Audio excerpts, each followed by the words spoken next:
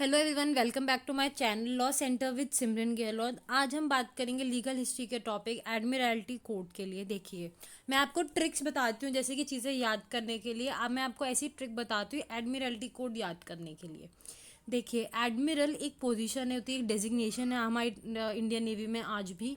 तो ये याद कर सकते हैं आप इंडियन नेवी में कि एडमिरल है पोजीशन है। तो ये सीज में जितने भी जो समुद्र में जो केसेस थे, कुछ गलत हुआ या कुछ भी, ये उनके उनसे रिलेट करता था। उनके ऊपर जुरिडिक्शन था इसका। जितने भी ओवरसीज या पानी में जो लड़ाई हो रही है या कोई वॉर हो गई है, ये उस पर करता था। चलिए स्टार्ट करते हैं। एडमिरल्टी कोड छोटा सा टॉपिक है, एग्जाम में आएगा तो सिर्फ 4 मार्क्स का आएगा, 10 या 20 मार्क्स में कभी नहीं आएगा। और देखिए 4 मार्क्स में अगर आ रहा है तो आप 5 से 6 पॉइंट आंसर लिख के आइए, दैट्स मोर देन इनफ। उतने में उतनी ही वर्ड्स लिमिट होती है और 5-6 पॉइंट्स बहुत होते हैं, बट ध्यान रखिए कि आप पॉइंट्स में आंसर है रादर देन आप पैराग्राफ राइटिंग कर रहे हैं वहाँ पर।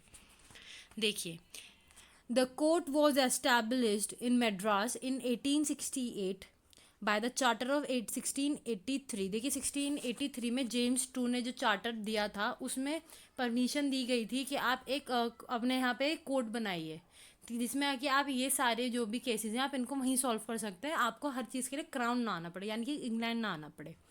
तो फिर जब 83 में ये चीज़ कह दी जेम्स टू ने, तो फिर उसके बाद 86 में इस कोर्ट को एस्टैब्लिश करा गया। उस टाइम पे प्रेसिडेंसी टाउन सिर्फ मद्रास में था, तो ये सिर्फ मद्रास में हुआ।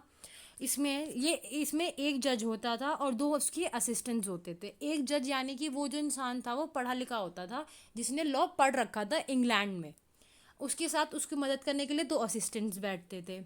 It consisted of 1 person learned in civil law and 2 merchants appointed by the company. देखिए, मर्चेंट्स वो होते हैं जो ट्रेड करते हैं या पानी में शिप्स पे रहते हैं, वो मर्चेंट्स होते हैं।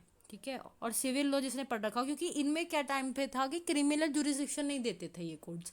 जैसे अगर किसी ने मर्डर कर दिया है तो उसको क्राउन ही भेजा जाता था, क्राउन ही उसके लिए डिसीजन लेता था। तो ये जो कोर्ट जो इंडिया में बनाए रखे थे उन्होंने प्रेसिडेंसी टाउन में, ये सिर्फ सिविल केसेस में डील कर सकते थे। इनको परमिशन नहीं थी कि ये क्रिमिनल केसेस में डील करें। The court decides all cases of maritime nature. देखिए, जितने भी पानी के जो भी केसेस थे उनको ट्रेसपास आप मेरी टेरिटरी में, जैसे कि आप देखिए अगर आप हमारा कोई शिप है, इंडियन शिप, अगर वो अमेरिकन टेरिटरी में जाता है तो अमेरिकन कोस्ट गार्ड तुरंत आ जाती है कि भैया पूरी डिटेल्स दो अपनी, कहाँ से शिप आ रहा है, कहाँ का क्रू है, इसमें सब कुछ आ जाता है। इंजरीज, कोई भी रॉन्ग्स कमिटेड, कोई भी गलत चीज़ हुई है ऑन हाई सीज, बड़े समुद्र में या बड़ी एरियाज में जो भी गलत कर रहे हो, सीजर ऑफ शिप्स और गुड्स, किसी ने तुम्हारी चीज़ें सीज कर ली है पायरेट्स होते हैं, ये सब आप कर सकते हो। लेकिन ये जो कोड थी वो बहुत ज़्यादा टाइम नहीं चल पाई थी। बस 1704 यानी कि 1704 में इसको मद्रास तक फंक्शन करा था। उसके बाद इस कोड को बंद कर दिया गया था। देखिए इसमें ना अगले नेक्स्ट टॉपिक जो कि कल मैं डालूंगी मेयर्स कोर्ट, उसमें बताया गया मेयर्स कोर्ट की जो कुछ अपील्स थी वो एडमिरल्टी कोर्ट में सुनी जाती थी। कुछ अपील्स के लिए क्राइटेरिया बनाया हुआ था कि मेयर्स कोर्ट में अगर इस चीज़ के ऊपर आपको अपील करनी है तो आप एडमिरल्टी कोर्ट में अप्लाई कर सकते हैं। तो ये बहुत छोटा सा टॉपिक था, इतना ही था। तो थैंक यू पूरी मेरी वीडियो देखने के लिए। लाइक कर दीजिएगा, और अगर आपने अब तक शेयर नहीं करी है मेरी वीडियो अपने फ्रेंड्स, अपने क्लासमेट्स के साथ, तो प्लीज़ शेयर कर दीजिए। और अगर आप मेरे चैनल पे न्यू है तो प्लीज़ सब्सक्राइब कीजिए और कल का वेट कीजिए, क्योंकि कल सुबह मेयर कोर्ट की वीडियो आएगी।